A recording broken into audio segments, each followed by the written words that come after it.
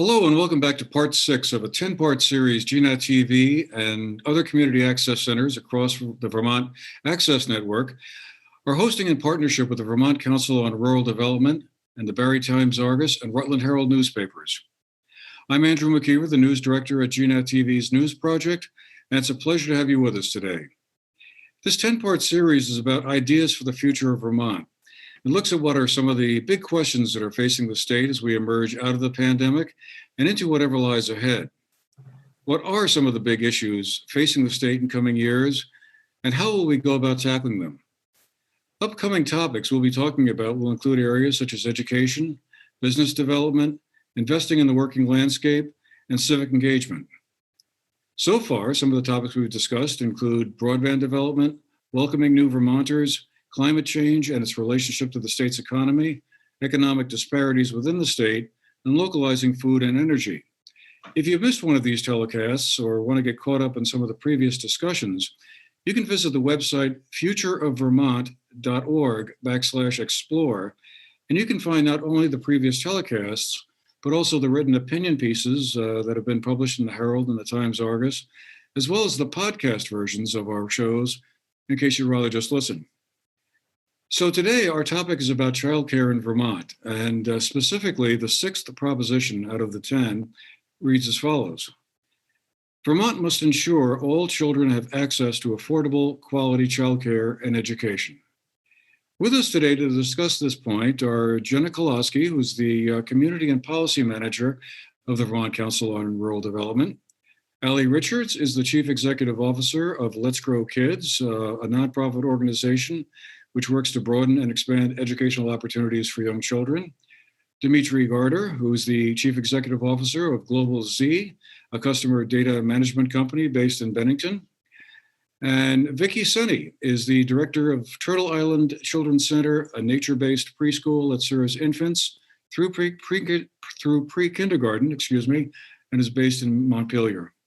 So, welcome everyone. Great to have you with us. Thank you for making the time for this conversation today. Really a pleasure to have you all here. First, I thought, well, in a moment, I'd like Aly, Dmitri, and Vicky to describe a little bit about the work their organizations are doing with regard to affordable childcare. But first, Jenna, I was wondering if you could perhaps get us started and summarize what this proposition involves and perhaps a bit of the background as to how the Vermont Council on Rural Development developed these 10 propositions. Yeah, thanks, Andrew. Happy to. So the Council on Rural Development is a neutral facilitator of public process. So the core of our work really is in facilitating conversations all over the state, mostly in communities. Over the last 20 years, we've held community visit processes with about 80 different towns where we really get a sense for the issues and opportunities that are facing rural Vermont. And over time, we often have the opportunity to kind of add up what we're hearing and start to hear themes and trends over time, and also host statewide policy conversations and things like working lands and the climate economy and the digital economy. And probably, I think it's about 12 years ago now, we hosted a major statewide conversation called the Council on the Future of Vermont that heard from thousands of Vermonters and looked at kind of values and principles that are important for the future of our state. And about 10 years after that conversation, our board started to have a discussion to say, maybe it's time to revisit that discussion and look at now, today, what are the things that have changed over time in the last 10 years that we maybe still need to work on? What are the things that maybe not just principles, but what are the actions and the levers that we need to pull as we look into the future? And so now here we are 12 years later, reopening this conversation and going out to thousands of Vermonters and saying, what are the things that we need to do in the next 3 years to be successful in the next 50? And so that's what this Vermont proposition is all about, is saying, what's the list of action items that we need to get to work on to be successful? And so we started by building a list of 10 proposition points. It wasn't just coming from VCRD staff. These are ideas that we've heard. We did a series of interviews with folks all around the state. We heard input from summits over the last several years from thousands of Vermonters. As soon as COVID hit, we worked with the governor's local action team to hold recovery forum conversations in every county of the state. we tried to add up all those things that we're hearing, and we put together this draft, and we've now put it out there and probably heard from about 3,000 Vermonters with feedback on that draft. And so this piece of the proposition, the piece focused on affordable childcare, when we think about conversations we've had in communities for the last 10 years, this issue is coming up all the time. We hear it from every community that we work with. We need more childcare. We don't have enough access to childcare. It comes up consistently. But in the last year, once the pandemic hit, it was coming up in more often and in ways that we hadn't heard it before. In those recovery visits I mentioned that we held around the state, we were hearing in every county, this was probably the biggest issue that was coming up, is how are we going to solve this problem for families? How are we going to improve access? And so this proposition is fairly straightforward among the 10. It's really saying we need to collectively, as Vermonters, come together, decide that it's worth it to invest today in our children, for our families, to support that foundation for the future. And I'm sure all of our speakers can get into all the details about why that's so important. But this proposition really gets at both committing to that investment to support our families, to attract families to the state, to really kind of put that flag out as like, we've solved this issue in Vermont. And if you come here, you'll have an opportunity to access that. That could be incredibly attractive for our state. But also the other side of that is investing in quality programming and making sure that our educators have what they need, our programs have what they need, children and families can access the services they need, and really seeing our providers as educators and professionals. And so, again, this is something we've heard over and over again in communities, and I'm looking forward to hearing from our speakers and kind of dig into all the reasons, all the imperatives for why that's so critical. All right. Well, let's hear from our three other panelists here, and tell us a little bit about what your organizations are already doing to boost the childcare options in Vermont. Aly, perhaps we'll start with you.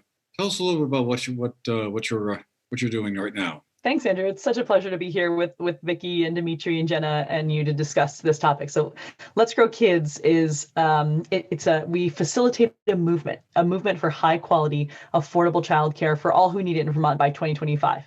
So that's a big statement. There's a lot to unpack there. We truly are, founded on the belief that we have the power to, pull a lever and greatly impact the well-being of our kids, our families, and therefore our communities, our economy, and beyond. And so we really tackle this problem in two ways at Let's Grow Kids. We're on the ground working with communities, with a team of folks that are many of whom are early educators themselves, who are sort of understanding what's going on in communities with childcare. What are the gaps? What are the opportunities? And building up that infrastructure and frankly, readying the system through a variety of strategies for major public investment, which leads to our other key approach, a full-on campaign to increase public investment and change public policy forever to actually create a system of high quality affordable childcare, one that we have never enjoyed in this country to date. And there's a lot of reasons that I can't wait to explore together, and hearing directly from Vicky doing this work every day with kids and families about why is this so important? Why do we all benefit? It's pretty clear. We have a blueprint. We just haven't acted on it yet. And the main reason is because at the end of the day, we need to say that childcare is a public good, that we all benefit when we get this right. And so there needs to be funding to actually make the system work. So that's how Let's Grow Kids sort of approaches this in those two ways. And so we're actually on the ground, again, creating high quality childcare spaces, working with partners who do this work by actually helping them expand their program or open a new program, support their business practices, support professional development, create systems in the state to have economies of scale around all of this, around sort of shared services for childcare programs, around the idea of professional development networks, and other things like that. Tech and software solutions, right, where they're appropriate. But at the end of the day, early educators can't afford to do this work, and parents can't afford to pay more for this. And so there has to be the public policy solution, the funding solution, which is why we have over 30,000 Vermonters from all walks of life actively engaged in the campaign part of this. And you're seeing a difference, and love to talk about that later. But there's a bill moving through the legislature right now, which is the beginning of a 3-year plan to truly change the public policy and get public investment to fund the system of high quality care for our kids. All right, great. Dmitri, over to you. Global Z in childcare, customer data management in childcare. Probably not always thought about in the same breath, but you're going to explain to us what the connection is. Yeah, thanks, Andrew. And it's great to be here. And it's great to be here with a team of experts on the topic of childcare, and really pleased to be here representing the business community. So as you mentioned, I'm co-founder and CEO of Global Z International, located in Bennington. We're a data management company. Our clients are generally large global enterprises located all over the world. We're a fairly small team. We're 15 people located in Bennington, but we're in the information technology sector, which is strategically important for Vermont and for the regional economy. And we employ not only 15 individuals, but we have financial positive impact on their family and the community as well, because we're a family-owned company ourselves, and quality of life and quality of work-life balance is something that's really important to us as a business. I also am a board member of the Vermont Business Roundtable, which is an organization of roughly 100 CEOs from all over Vermont. We're essentially a think tank for public policy initiatives and other issues that impact the business community here in Vermont. I'm a board member of our local child care center, the Bennington Early Childhood Center. And I'm also actively involved in economic development projects more broadly. I'm an investor in the downtown Bennington Putnam Block redevelopment project, which is a really important and exciting downtown revitalization effort, and a variety of other initiatives. So my perspective is a little bit broad and sort of covers a range of employer interests, but the primary challenge for us with the existing childcare system, as much progress as we've made, is it still creates major challenges for our employees and other workers in the workforce. And I would paint this in the context of challenges to employers to doing business in Vermont. There are many advantages. There are also some challenges, and it's not just here in Vermont, it's all over the country. Lack of access to early childhood education for many parents makes for a difficult experience entering and staying in the workforce. So that affects our employees. It affects many of the employees of my peers. And I'll just give you one concrete example of this, which in speaking recently with an employee about childcare, she shared with me that despite the really significant flexibility that my company offers to employees around just flexible time and space and being a family-friendly company, even despite that flexibility, it's been a major challenge for her to find access to quality early childhood education. And shared with me that if it hadn't been for the flexibility that we offer, she would not have been able to stay in the workforce when she began to have kids. So it was only due to the benefits that we offer. Yet, despite the benefits and the flexibility that we offer, it was a major impact and influence on her decision not to have more kids, simply because of the stress and the challenges that it creates for working parents to find access to early childhood education. So that's of course a tragic story. And this is somebody who's employed in the information technology sector, well-educated knowledge worker who's being paid reasonably well and still has access challenges. So every employer that I speak with in Vermont says that their number one challenge to doing business and scaling their business is workforce development, lack of access to enough workers. And we believe as a business community that early childhood education investments is one of the most important things that we can do to address and improve access to workforce. So we're absolutely committed to the idea of improving the system and making needed investments. You mentioned a number of important things, which I'm sure we'll have an opportunity to dig in more deeply as we go along. But first, Vicky, let me bring you into this and have you tell us a little bit about what goes on up at Turtle Island. Thank you, Andrew. I'll start by saying, Jenna mentioned that we need to see our providers as educators and professionals. And it's important to remember that childcare is also the work of K through 12 educators. Along with our peers in the public school system, we are educators too, at a time in human lives when brains are developing faster than they ever will. And as you all know, the work of childcare and education are publicly funded as soon as a human reaches the age of 5, which leaves a severe lack of support for children and families.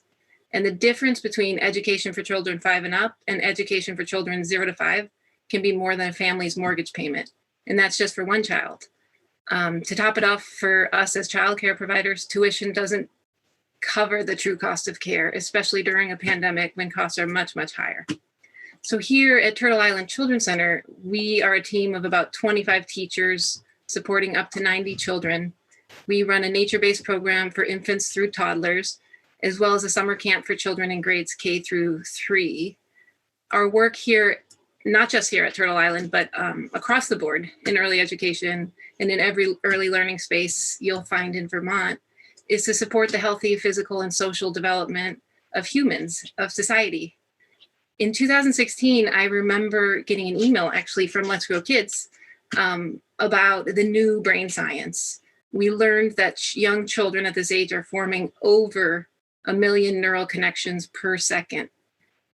And I continue to remind people of that in case we've never heard it, but also because every time I hear it, it's still so striking to me that we need to understand that, because that helps us to understand the critical nature, the importance of this work.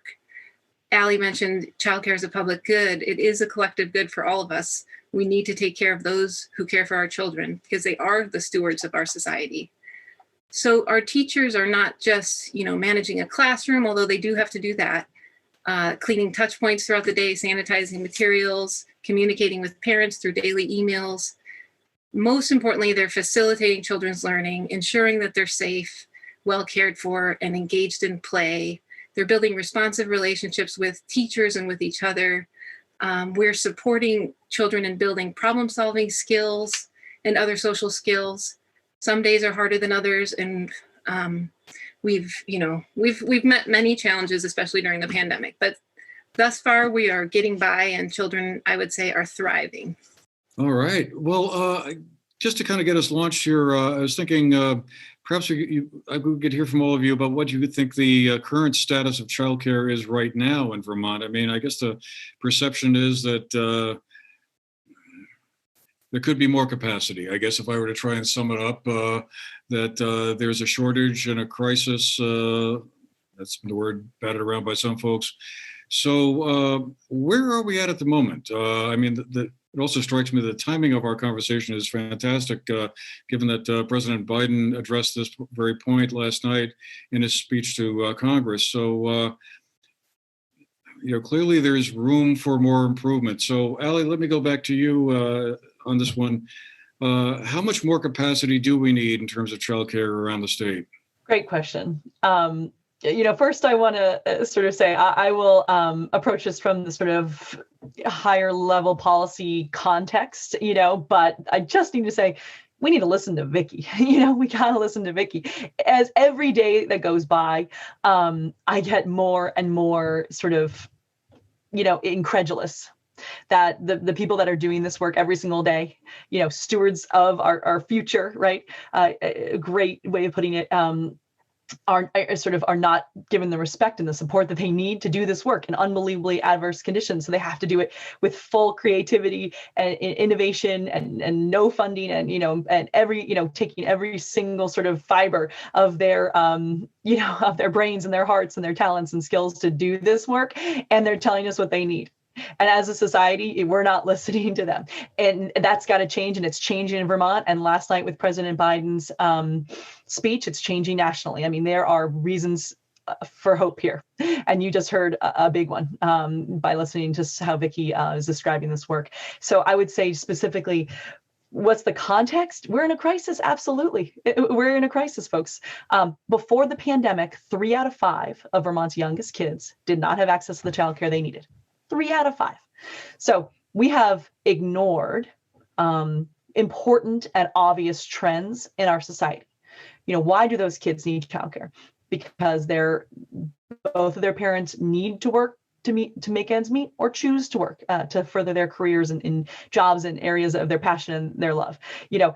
And also maybe they're single parent homes. Regardless, the facts are the facts, and 7 out of 10 kids in Vermont have all available parents in the workforce today, similar to across this country. And 3 out of 5 of those kids do not have access to the childcare they need. So we have huge amount of work to do. And then for those who can find childcare today, and that's before COVID. COVID only exacerbated these issues and trends that we've known for a long time. And so for those who are lucky enough to find it, and this is the incredible, listening to stories of Vermont families, it's incredible that you feel so lucky that you won the lottery to find a wonderful childcare space for your child. You're paying 30% of your household income in some instances for that. So a crisis on access, a crisis on affordability, and then a crisis on quality. And the way I would characterize that is just what Vicky's saying. There's not enough money in the system to pay for the service. Parents are the major payer, and they're already paying well more than they can afford. So that's why the supply doesn't meet the demand. There's nothing broken in sort of the business model. It's just the pipes are there and there's no water flowing through them. And so, so early educators are making on average $13 an hour in Vermont. That's without healthcare benefits in many cases. And they've been on the front lines during a pandemic, a health crisis, for so many of our kids and families, supporting them, under those really tough conditions. So, that's half of what a kindergarten teacher in Vermont makes. Similar credentials, similar professions, similar, sort of colleagues. So we have a crisis in how we really tackle quality. Okay. And so that's where I would say we are in a really, a bad place. And yet we've recognized these issues. We've brought coalitions together. We are listening, to the field, and so things are changing in Vermont. Let's for Kids again has helped sort of facilitate some of this awareness and education over the years. And I think that, and Jenna's mentioning everywhere VCRD goes, they hear from community members. This is not a manifested crisis. We're finally listening to what Vermonters are saying they really, really need, and it affects everything. You're hearing that from Dmitri too. And so I would say that that's the bad news, is the state of affairs. The great news is we're on a path. And again, H171, to go right to the weeds of some policy, is a bill moving through the legislature right now that puts 2 goals out for Vermont, saying we will not go home empty-handed anymore. We're going to make this affordable for families. No family spends more than 10% of their household income as a hard cap, with a progressive sliding fee scale under that. And the second goal being early education compensation. There has to be a minimum standard for compensating early educators to do this work. And those are the twin goals that really affect the system, that affect the supply and demand. And then from there, initial investments to lay the foundation and move us towards those goals. And then 2 studies that finish asking the questions here. How much is this going to really truly cost, and how do we pay for it? How do we find the financing to do that? And what are the final details on the regulation? How do we oversee this? How do we set the system up? How do we have a data-driven system that is truly efficient for those who are, in it at all levels? And, and that's IT, and that's data, and that's being agile and changing, making course corrections if we aren't getting the outcomes that we know we will get when we do right by our kids and families. Dmitri, I'd like to invite you to build on some of the comments you were giving us earlier as to what the role of the private sector is in this. What do you think businesses ought to be doing to help out in this area? Yeah, it's a great question, Andrew. And, in my intro, I framed this really strictly as an economic issue. And of course, I run the risk of giving the impression that that's all that the business community cares about. And of course, that's not true. Fundamentally, employers believe very strongly in the quality of our employees' lives. And we view this largely as a moral issue. However, we also see it as an economic issue in the sense that investments in early childhood education are important, not only for the quality of the kiddos and their parents and their lives, but it's also good for business too. And, I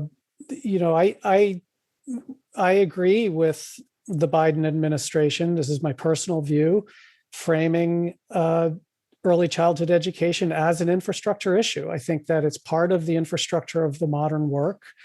And in the absence of a system that supports having parents in the workforce if they want to be in the workforce, that's the infrastructure that we really need. As far as the business community's role in that, I think that we're at a turning point in terms of how business, not all businesses and not all business groups by any means, but increasingly, I think the business community has recognized that this was an issue before COVID. COVID made it even more apparent that this is a challenge for keeping parents in the workforce. It disproportionately impacts moms, of course. It disproportionately impacts people in the BIPOC community, and as employers work really hard to improve our equity and inclusion practices, lack of access to childcare is a major challenge. And we've started to see this as such an important issue that we need to address it, even if it means business taking a stronger stand on how to finance it. And really, Aly's right that a lot of this really does come down to how we pay for it. And I think in the past, the business community has been somewhat passive about that and agrees with the importance of early childhood education. However, we all are familiar with the demographic and economic challenges that we face here in Vermont, and every investment is competing against other investments for funds. However, we view this as the issue that can unlock other investments in the future. We agree with the data and the science that shows that as important as social and a moral issue as this is, the economics of investments in early childhood education are quite clear. The studies show that there will be a positive return on investment. So we no longer look at this as a cost. We now look at this as an investment in the future of Vermont's children and Vermont's businesses.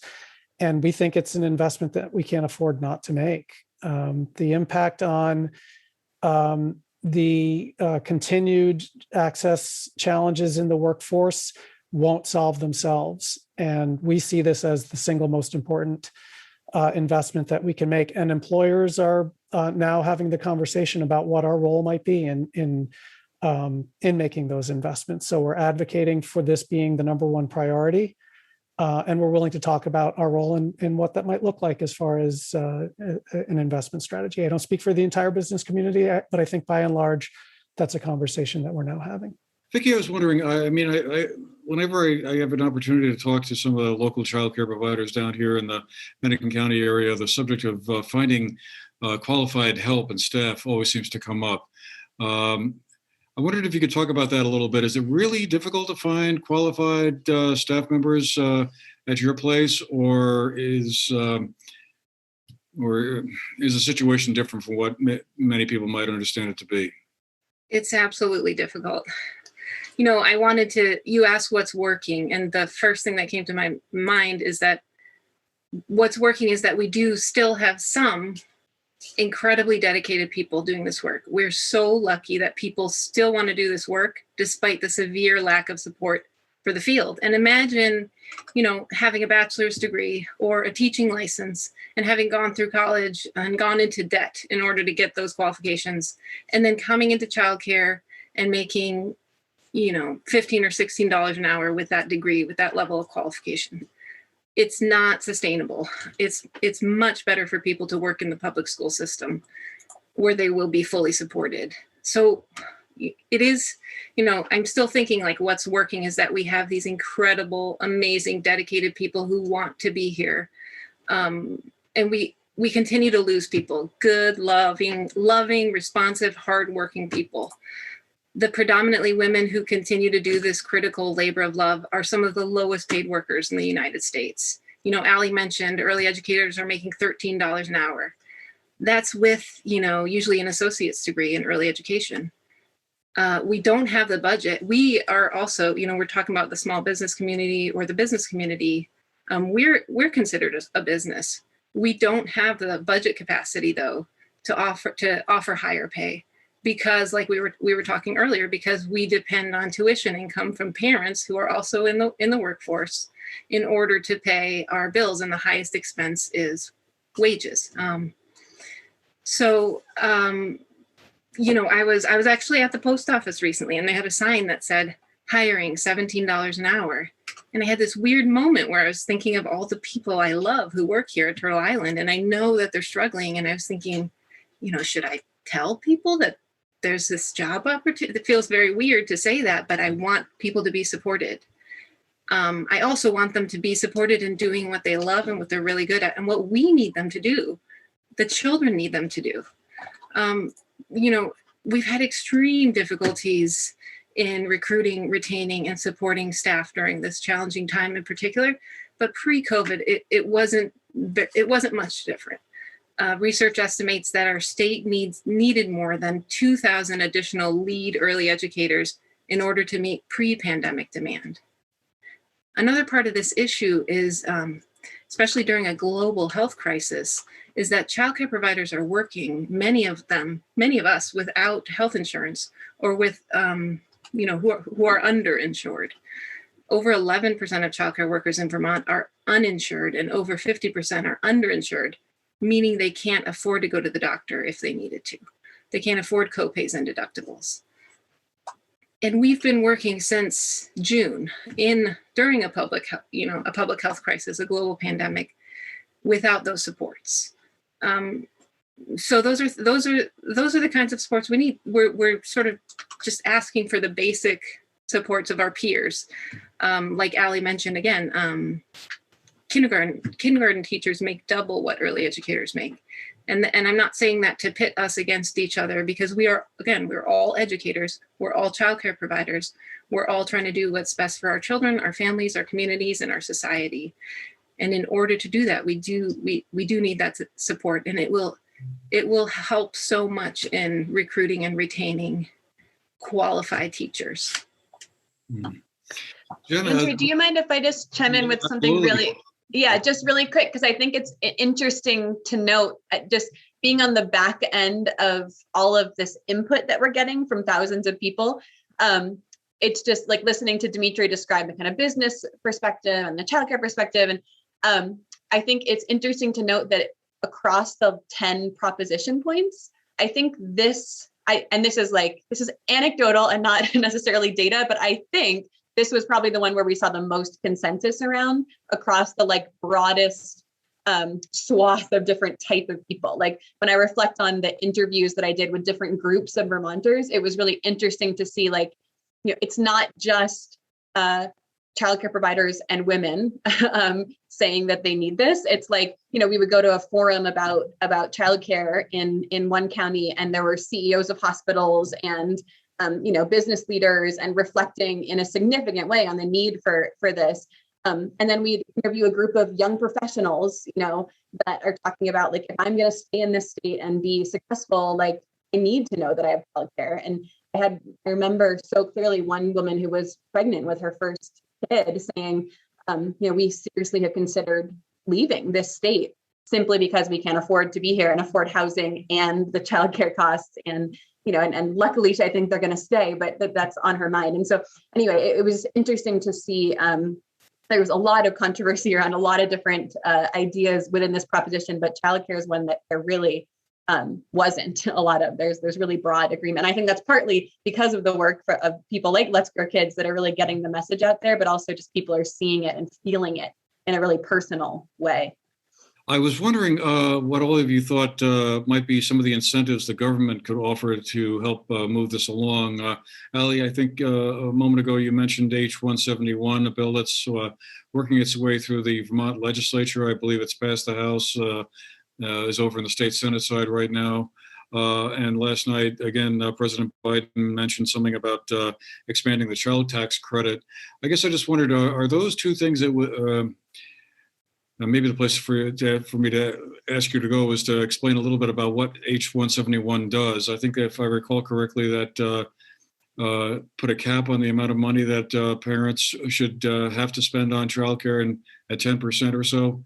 Maybe I wondered if you could talk a little bit about that piece of legislation and that child tax credit, and if you thought that those were moving in the right direction. Sure, I'm happy to. And I'm sure others have details to add here too. So let's see. Basically, the beauty of this, H-171, what we heard from President Biden last night, what you're seeing in neighboring states, Massachusetts and Virginia and others, are a series of policy initiatives that all look the same.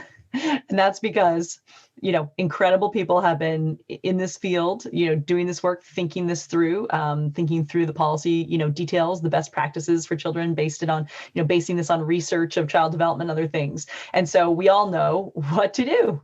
So now we just have to do it. And so it's really vindicating that we've all been able to work together across this country, both nationally and state to state, to learn from each other, to accelerate the effort, and to have sort of similar plans that are, again, based on best practice and research and data and lived experience. And so they're all doing sort of the same thing. And they're saying you need to push money into the system, because otherwise it doesn't work. The money needs to go for affordability for families, because they cannot afford this. And it needs to go to early educators, because quality starts and ends, with who's in the room, like any sector, what are the relationships, who's the adult, interacting with that child, what is the support of that adult, both through compensation and training and general sort of cultural, respect and support. And so it's just really, really important, because some people sort of say, okay, well, great, we got to do this. And what does it look like? It looks like pushing that money in, again, to support a workforce, to have a supported and fairly compensated workforce. And then from there, you get the leadership, you get the talent, you get the market forces that you're hearing from Vicky about, folks who this is their life's work and they've trained their whole life for it. And they can't, make ends meet with an early, care wage, because they can't even pay for their own loans, for the professional development they've got. So the pushing that money in primarily through the wages and the affordability, is the way that we pay for the biggest price tags here and unstick sort of what's bottlenecking the system. And that's what President Biden said too. So he did mention the child care tax credit, as you mentioned, but also, paid family leave, a bunch of other elements, higher ed. But he said universal pre-K for all 3 and 4-year-olds. That's public funding for full day pre-K for 3 and 4-year-olds. And then he said affordability for families in childcare and support for wages for the early educators. That's exactly what our bill does. And that's the beauty of this. So should the federal government come through, and I really hope they do, I think this is a new chapter, in this country on this issue, it would just literally support the movement we've been doing in Vermont. And we're a step ahead, because we've gotten sort of the consensus work, collaboration between sectors of the policy details. They're not done yet, but sort of the policy details and making sure this is equitable, accessible to all. The system components are all thought out and put in place with the tech and, and all of those pieces, the structures and the coordinated services, like those all pieces have been coming along through years of collaboration in the early childhood field in Vermont. And so that would just be a welcome addition, completely in line with our policy if we get that federal funding. And we would still need to keep doing the work here in Vermont, because it doesn't fully pay for a true high quality and truly accessible for all situation. It's very good though, and it's very much in line. So we still have to do that work to continue to then meet the need on the finances, but it would make that a lot easier, with that federal funding, and also to make sure that those policy details are in place. And this is really important. Why is this important? That maybe Vermont might be first here. We're very much on track to be first, because we could corner the market on this. You're hearing from Dmitri, people are not able to hire. People are literally choosing to not have children because of this. That's a real problem for our society to me, and so how do we correct such a huge and important, part of our life and the fabric of our culture here, having this chance of being the place, the state that, you'll be supported to have children and families. Think about that pull on the demographics that are really, really hurting us in Vermont in so many different ways. So that's why I'm not surprised, Jenna, that you're hearing so many different folks talking about this issue. It's become a joke. I say, okay, some people in Vermont say, hey, it's nice that you all are working on childcare. It's not really my thing, but I'm glad someone's paying attention to it. To which we now say, tell us what you care about. And we'll tell you why childcare is your thing, because of the stimulus-like effect it has on the economy, because it's the investment that pays for the investments, because the brain science, this isn't just reading, writing, arithmetic, this is creating a whole new generation of thriving Vermonters with critical thinking and propensity, against sort of chronic illness. There's a health component, there's a social emotional development component. This is sort of going upstream and really supporting everything we care about in Vermont in a really cost-effective way. If we were starting from scratch, if we had nothing, and we were just building this system right from the very beginning, what do we want to build? As I was preparing for this, I happened to come across a description of what childcare is like in Denmark, which sounds like nirvana almost. Free childcare. Well, I mean, people are taxed to pay for it, but forever for all children 6 months old and up, which sounds like that's an obvious solution. Is it the obvious solution, or is there another route that we could go if we were building a system right from the very beginning? I'll share my little vision, because maybe I'm taking off my VCRD hat and more putting on my mom hat, but or maybe VCRD too. I'll never forget this moment in one of those recovery forums. Aly, maybe you were on that one where there was it was a forum about childcare, and there was this really deep, kind of almost like very emotional conversation about what we need to do and the lack of childcare. And it hit this moment where there was kind of a moment of silence a little bit. And one of the women said, "I just wish it didn't have to be so hard." And that kind of sat there, and everyone kind of had this reaction. And it's so true. So I think my vision, if we could start from scratch, is can we make it easy? Can we make it a system where you knew, when you had a child, you knew that somewhere close to your, I live in Huntington, where there's not a childcare center within, at least a 30-minute drive, and if not longer. And if there were a system where you could plan your family, your career, and go into it just knowing that your child would have the quality care that they need and that you could afford it, and it was universally available, wouldn't that, the burden that would take, and I particularly of women, would take off of our shoulders to know that your kid's going to be cared for and loved, and you don't need to look at 20 different childcare centers to find one that you feel even remotely comfortable with, and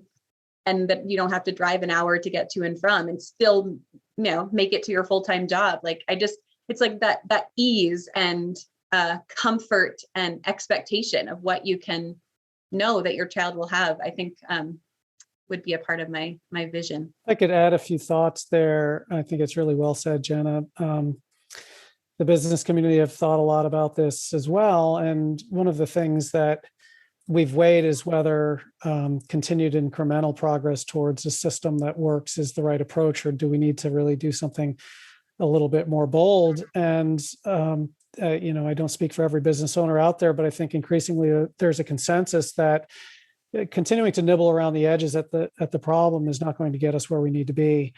There's urgency. This is a major crisis for us, morally, socially, and economically in Vermont. We favor bold moves to really go at this issue and solve it. And that's one of the reasons why the business community has been so actively involved. The Vermont Business Roundtable have been strongly supporting investments in early childhood education for over 10 years. They see this as one of their top 3 policy priorities. So it's something we absolutely believe needs to be addressed. And again, not everybody agrees with this, but I think of thinking of early childhood education as being a public good or core infrastructure for modern work is closer to the way I think we should be thinking of it, as opposed to a privilege, which I think, frankly, is the way it is for many families today. But we'll add to that there are economic realities too. And I just want to go back to your question earlier about H.171 and the business community's involvement there. Is we're not so much involved in the policy side of it, that, Let's Grow Kids and the other folks have really got that covered. And however, the business community is concerned about Vermont's affordability, and not just for Vermonters, but for Vermont businesses. We believe that early childhood education is a solution to those problems. However, it has to have sound fiscal governance and accountability as well, in order to ensure that the investments are being having the impact that we're looking for, that will help Vermonters and Vermont businesses, but that the funding and the programming is sustainable as well. So our primary interest in H.171 is ensuring that the business community has continued involvement in the governance and accountability framework, recognizing that we are making an economic investment if we're going to make a bold move here. And it's important for us to ensure that that investment is being managed effectively so that Vermont can become more affordable for Vermonters, but also a more competitive place for Vermont businesses to work and do business. Vicky, did you want to weigh in on this one as well? Or you must have had thoughts of what does the childcare utopia look like? Well, I would say we should ask the children. I have some ideas of what they might say, and what they might say would certainly require things like better adult to child ratios so that they can have the kind of responsive care with their adult that they really are craving, that they really need. And as Jenna was sort of describing, as a parent, what she needs, as a parent, to drop your child off, your most precious little human, doesn't it matter that the people caring for your child are also fully cared for, that they too are able to meet their family's needs? Because we can't just grow capacity in a system that isn't working. We need the system to work first, and then we can grow. So without a doubt, our legislators need to pass H171. And then we have to quickly go to work to do more and to do it immediately, because we'll lose our workforce in the meantime. With federal funds, we need to support direct payments to childcare providers right now. That will help tremendously right now. We also need to build a pool of funds so that childcare providers who do not have access to healthcare can meet their health needs, so that they're fully there as a full human, able to take care of our children. And we also need to support childcare businesses or childcare programs, whether they're in homes or in centers or in schools, to be able to expand our program hours, our program day, because we've significantly reduced our program days during COVID, our program hours. And parents do need to go to work, so they need more hours. And these are things that we can't do on our own. We need public funding in order to do these things. Well, we have time for about one more go around of on a question here. And one of the things I've been thinking about as we've been talking is that back when I was a much younger person, I think a lot of people would have perceived childcare to be a matter for the individual family to deal with. It was your own responsibility to figure it out. That seems to have shifted a little bit to more of a societal kind of problem or responsibility. Is that your sense? I'll throw that out to all four of you here. Is that your sense of how have we shifted in that direction, or is that just me kind of getting confused about something? Well, I was just going to say, I think we're starting to, but we're not quite there yet. I think people have made mention to it just in this conversation that people are starting to think about how childcare and young children, even if we don't have our own, how their lives affect our lives. I don't think we're quite there, but I hope that we will be, because it certainly is not an individual problem. Right at the shutdown, when the pandemic hit and we were all shut down, one thing I kept hearing was, well, children are safer at school than they are at home in some cases. And the question that I ask is, why don't families have what they need at home? Why don't children have what they need at home? This is not an individual problem.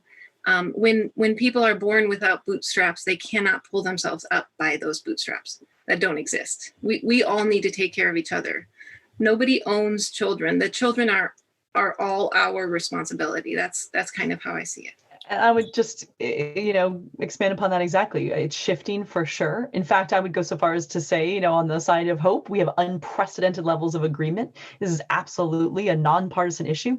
Folks from all sides of the aisle, from low income, high income, with kids, without kids, north, south in Vermont. And we do some polling just to make sure that those of us that live and breathe, this every day aren't just, making this up, so just to vindicate, what are Vermonters' attitudes on this? And our polling, shows that across all those demographics, people are starting to gain an understanding of childcare and 0 to 5 as this sort of parallel time to support equity and equitable outcomes, for kids and families. That is as essential as education and healthcare. That it is essential to the reopening of our economy, and that state funding is necessary as a solution. So we do have unprecedented levels, and yet it's not enough.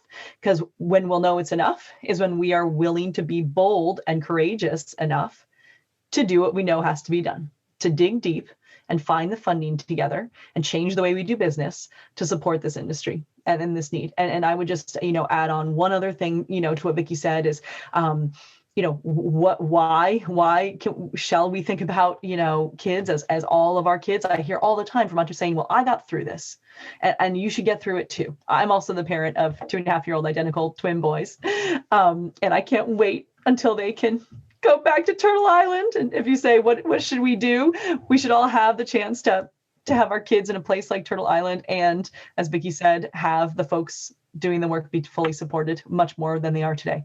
I just really think it's important to understand, what do we mean by these are all of our kids? We already pay dearly in a human cost and a financial cost for not making this investment today. So we all pay. We all pay because, we shoulder a heavy tax burden with shrinking demographics that this could fix. We all pay because incarceration is so much more expensive than high quality childcare for a child.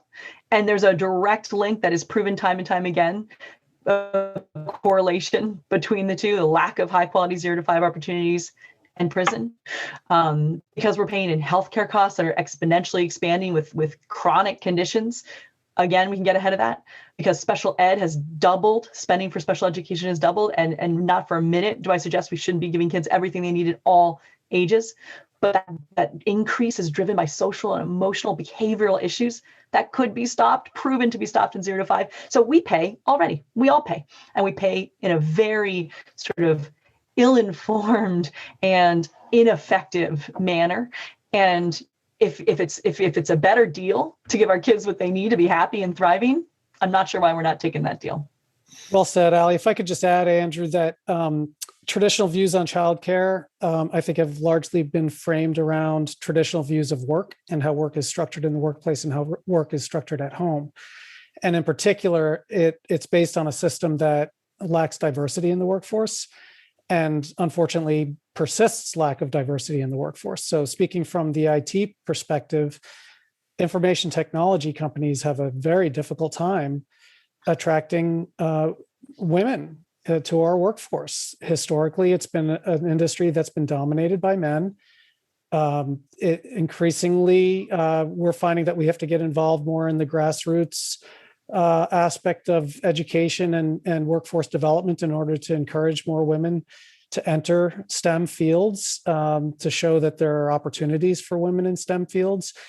The lack of diversity is a problem for businesses. It results in a lack of quality of decision-making inputs and a range of other downsides. So as work shifts to become more inclusive, which is important and absolutely necessary, our attitudes about how childcare fits into that absolutely need to evolve as well. So I think the idea that dad goes to work and mom stays at home, that system doesn't exist anymore, and it need not and must not exist anymore. So if we believe in diversity and inclusion and quality of workforce that works for everybody, we have to think about childcare differently than we ever have.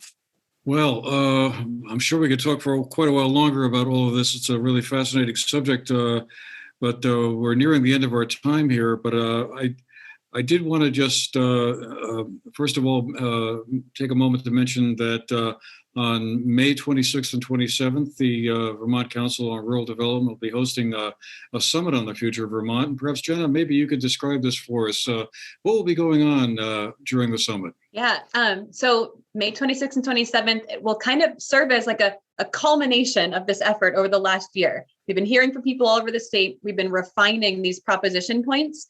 And this summit will serve as a chance to really launch the proposition in its as close to final form as we'll have it at that point. And the first day will be an opportunity to kind of dive into deep discussion around each of these issues.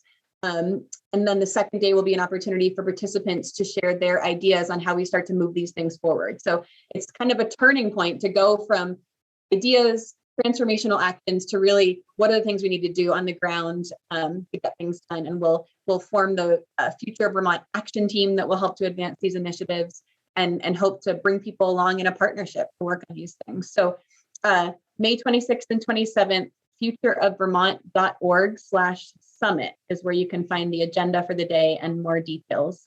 And there's a variety of different payment options, including scholarship and free registration. So all are welcome and should join in. I'll definitely be tuning in.